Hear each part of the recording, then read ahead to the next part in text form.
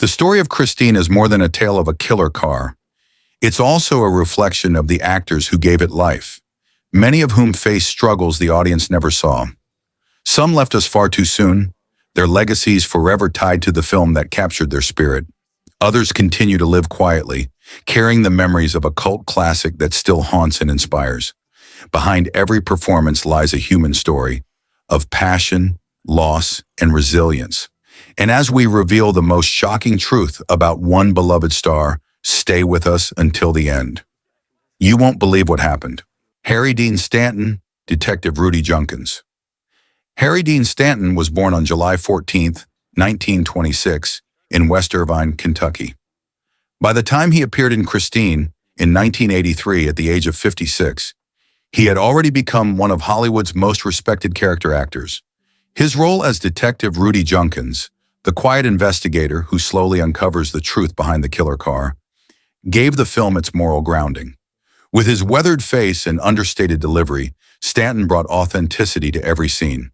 Before Christine, Stanton had already left his mark in films such as Cool Hand Luke, The Godfather Part 2, Alien, and Escape from New York.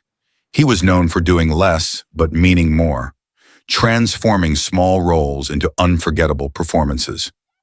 Just a year later, his greatest triumph came in Wim Wenders' Paris, Texas, where he played a mute drifter in a heartbreaking story of loss and reconciliation.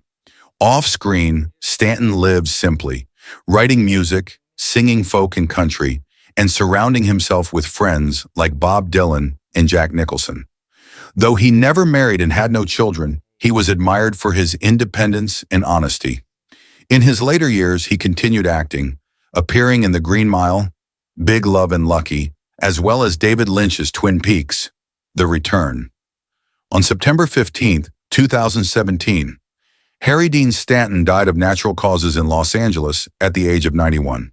His net worth was estimated at $10 million. Though he never sought fame, Stanton left behind a legacy of quiet brilliance, an actor who made subtlety unforgettable. Kelly Preston, Roseanne. Kelly Kamalelahua Smith, known professionally as Kelly Preston, was born on October 13, 1962, in Honolulu, Hawaii.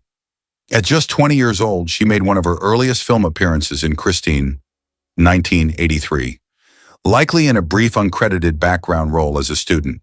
While her part was fleeting, it marked the beginning of a career that would blossom into international recognition. By the mid-1980s, Preston was starring in Mischief in Space Camp, and her breakout came opposite Arnold Schwarzenegger and Danny DeVito in Twins, 1988. She later delivered memorable performances in Jerry Maguire, playing Tom Cruise's fiery ex-girlfriend, and For Love of the Game opposite Kevin Costner. Her natural charm and charisma made her a beloved actress on screen, yet her life off-screen often drew as much attention as her career. In 1991, Preston married John Travolta, and together they had 3 children. Their marriage became one of Hollywood's most enduring love stories. Tragedy struck in 2009 when their eldest son, Jet, died suddenly at age 16 from a seizure disorder. The loss devastated the family, and Kelly became a quiet advocate for children with special needs. Privately, she faced her own health battle. In 2018, she was diagnosed with breast cancer, which she fought for 2 years with strength and dignity. On July 12, 2020, Kelly Preston passed away at the age of 57 in Clearwater, Florida. Her net worth, shared with Travolta, was estimated at $180 million. Though her role in Christine was small, her legacy as a talented actress, devoted mother, and courageous woman remains unforgettable. Bruce French, Mr. Smith. Bruce French was born on July 4, 1945, in Rhinebeck, Iowa. In Christine, 1983, he appeared at the age of 38 as Mr. Smith, Arnie Cunningham's stern but caring teacher. Though his screen time was limited, French brought a sense of compassion and authority to the role, offering a brief moment of adult responsibility in a story otherwise dominated by teenage obsession and supernatural terror. French's career extended far beyond Christine. A graduate of the University of Iowa, he became known in Hollywood as a reliable character actor. His film credits included Fletch, Jurassic Park 3, Mr. Deeds, and Mission Impossible 3. On television, he made countless guest appearances on series like The West Wing, Boston Legal, and Desperate Housewives. In 2007, his performance as Father Todd Williams in The Soap Passions earned him a Daytime Emmy nomination, cementing his reputation as a versatile performer. Off-screen, French lived a quiet and devoted personal life. In 1991, he married actress and singer Eileen Barnett, and the two remained together for over 3 decades. They were admired for their warmth and commitment, both in their personal lives and within the theater community. Tragically, in his later years, French battled Alzheimer's disease, which slowly forced him to step away from acting. On February 7, 2025, Bruce French passed away at the age of 79. His net worth was modest, under $1 million, but his true legacy lies in the countless roles where he brought dignity and realism to the screen. Robert Prosky, Will Darnell. Robert Prosky was born on December 13, 1930, in Philadelphia, Pennsylvania.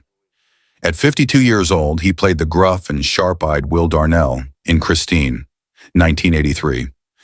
As the shady garage owner, his character embodied both menace and survival instinct, brought vividly to life through Prosky's commanding presence and gravelly voice. Though Christine was only his second feature film, Prosky was already a veteran of the stage. For over 2 decades, he had been a leading figure at Washington, D.C.'s Arena Stage, eventually moving to Broadway, where his performance in Glengarry Glen Ross earned him a Tony nomination. Hollywood soon embraced him, and he went on to appear in films like Mrs. Doubtfire, Dead Man Walking, Broadcast News, and Gremlins 2. On television, he became a familiar face through Hill Street Blues and other acclaimed dramas. Prosky balanced his career with a fulfilling family life. He married his wife Ida in the early 1960s, and together they raised 3 sons, 2 of whom followed him into acting. Colleagues described him as warm, generous, and deeply committed to his craft. Yet in his later years, health issues caught up with him. Robert Prosky passed away on December 8, 2008, in Washington, D.C., just days shy of his 78th birthday. His cause of death was heart problems.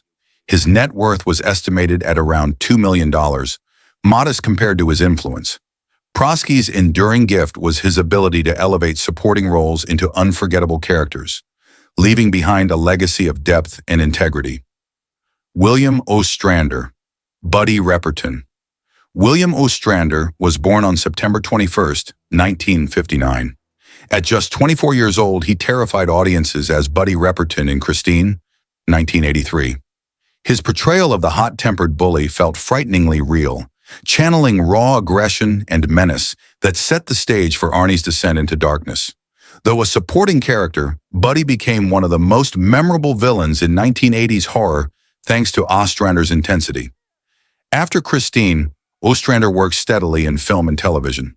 He appeared in action projects like Red Heat alongside Arnold Schwarzenegger and made guest appearances on series throughout the 1980s and early 90s. Yet unlike many of his peers, he quietly walked away from Hollywood.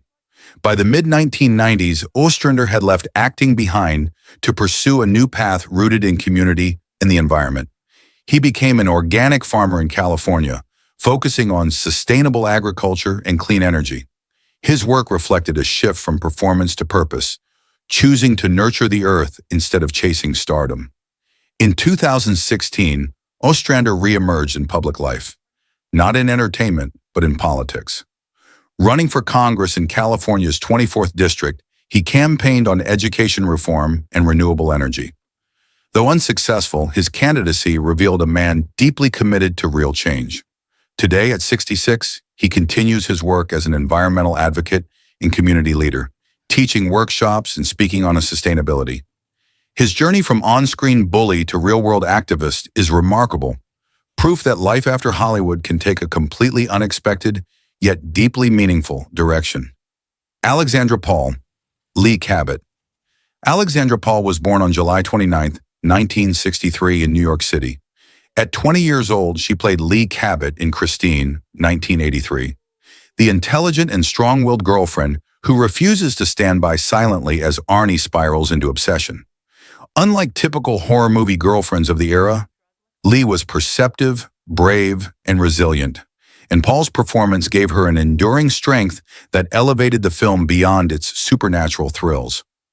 Paul's career flourished after Christine. She starred in numerous television films during the 1980s before landing her most iconic role as Stephanie Holden on Baywatch. With her athletic presence and calm authority, Paul became an international star, admired not just for her beauty, but for her strength of character. Beyond acting, she found her true voice in activism. A certified health coach, lifelong vegan, and dedicated triathlete, she has spent decades championing environmental causes, animal rights, and nuclear disarmament. She has even been arrested multiple times for nonviolent civil disobedience, standing by her convictions with unwavering courage. In 2000, Paul married triathlon coach Ian Murray, building a life centered on health and integrity. Today, at 62, she continues to pursue wellness, activism, and occasional acting in projects that align with her values. Alexandra Paul's journey mirrors her character in Christine, brave, outspoken, and unwilling to compromise. Though she stepped away from mainstream Hollywood, her legacy endures, not only as an actress, but as a woman who turned fame into a platform for lasting change. Christine Belford, Regina Cunningham. Christine Belford was born on January 14, 1949, in Amityville, New York. At 34 years old, she took on the role of Regina Cunningham, Arnie's overbearing and emotionally distant mother in Christine, 1983. With her cold authority and clipped dialogue, Belford created one of the film's most unsettling human characters, embodying parental control so rigid it pushed her son toward darkness. Her performance gave the story a domestic realism that balanced its supernatural terror. Belford's career stretched far beyond Christine.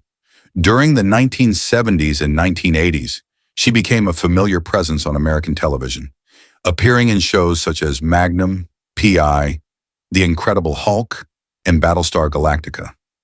Often cast as assertive, intelligent women, she brought quiet magnetism and strength to every role, never relying on flash but always leaving an impression. Audiences admired her ability to portray complex, layered characters, whether on episodic television or in supporting film roles. In her personal life, Belford found something rare in Hollywood: stability. She married fellow actor Nicholas Pryor, and the couple built a lasting partnership away from public scandal. By the early 2000s, Belford chose to retire from acting, stepping away from the spotlight to embrace a quieter, private life. Now 76 years old, Christine Belford lives in retirement with her husband, far removed from Hollywood's chaos. While she never courted fame, her nuanced performances, especially as Regina Cunningham, continue to resonate. She remains a reminder that even subtle roles can shape the emotional heart of a story. Keith Gordon, Arnie Cunningham. Keith Gordon was born on February 3, 1961, in New York City. At 22 years old, he took on the lead role of Arnie Cunningham in Christine, 1983, transforming from awkward, bespectacled teen to cold, vengeful young man under the spell of a supernatural car. Gordon's chilling, nuanced performance turned Arnie into one of horror's most tragic figures, embodying obsession, rage, and vulnerability with haunting precision. Before Christine, Gordon had appeared in Jaws 2 and Brian De Palma's Dressed to Kill. Yet rather than chase stardom, Gordon followed a different path: directing. His debut, A Midnight Clear, 1992, won critical acclaim for its emotional depth, followed by The Chocolate War and television work on acclaimed series such as Dexter, Homeland, and Fargo. His directing style is known for thoughtfulness and humanity, cementing his reputation as one of Hollywood's most introspective creators. Off-screen, Gordon has lived a private, steady life. In 1998, he married Rachel Griffin, and the couple has largely stayed away from media attention. He remains selective about his projects, choosing quality over fame. At 64, Gordon continues to be respected as both an actor and director, admired for carving his own unique creative journey. Keith Gordon's legacy rests not in celebrity status, but in artistry. His portrayal of Arnie Cunningham remains iconic, while his directorial work reflects his commitment to meaningful storytelling. Like his character, he transformed. But unlike Arnie, his path led to creation rather than destruction. Robert Darnell, Michael Cunningham. Robert Darnell was born on September 26, 1930, in Los Angeles, California. In 1983, at 53 years old, he portrayed Michael Cunningham in John Carpenter's Christine. As Arnie's father, his character embodied quiet worry and the pain of a parent unable to save his child. While Christine is remembered for its supernatural terror, Darnell's performance gave the film a human anchor, capturing the fragile, strained relationship between father and son. Though never a star, Darnell was a respected figure in theater and television. He performed frequently at the Loretto Hilton Repertory Theater and made appearances in series such as Hill Street Blues and Remington Steele. His roles often carried gravity, judges, fathers, and authority figures. On January 27, 1991, he died at the age of 60. His net worth was modest, but his legacy rests in the authenticity he brought to his work. John Stockwell, Dennis Gilder. John Stockwell was born on March the 25th, 1961, in Galveston, Texas. At 22 years old, he played Dennis Gilder in Christine, 1983, Arnie's loyal best friend who becomes the film's conscience. With sincerity and warmth, Stockwell balanced the supernatural chaos with grounded emotion, embodying the pain of watching a friend slip away. His performance made Dennis one of the most relatable and human characters in the story. After Christine, Stockwell's career expanded with roles in films like Top Gun, 1986, where he played Cougar, and the teen comedy Losing It. But like his co-star Keith Gordon, Stockwell soon discovered his real passion was directing. His breakout as a filmmaker came with Blue Crush, 2002, a vibrant surf drama, followed by Into the Blue starring Paul Walker and Jessica Alba. He also directed Touristas and worked extensively in television, establishing himself as a versatile and visually gifted director. Off-screen, Stockwell has enjoyed stability rare in Hollywood. In 1988, he married Helene Henderson, a chef and entrepreneur, and together they raised 3 children while keeping their family life private. Today, at 64, Stockwell continues working behind the camera, choosing projects that blend entertainment with artistry. His legacy lies not only in the characters he played, but in the films he created. Like Dennis, John Stockwell has shown enduring loyalty to his craft, to his family, and to a creative life defined by authenticity rather than stardom. The cast of Christine gave us more than a horror classic. They gave us pieces of themselves. Behind the iconic roles and unforgettable scenes were real people carrying burdens we never saw. Some faced illnesses, heartbreak, or personal loss, while others stepped away from fame in search of peace and purpose. Their stories remind us that the glow of Hollywood often hides shadows of struggle, and that behind every beloved character is a human being who lived, fought, and endured. These are the stories you might not have heard, but they are the ones that truly matter. As we look back more than 40 years later, we remember not just the film, but the lives that shaped it. Which story moved you the most? Share your thoughts in the comments, and don't forget to like and subscribe to honor the lives of these unforgettable actors.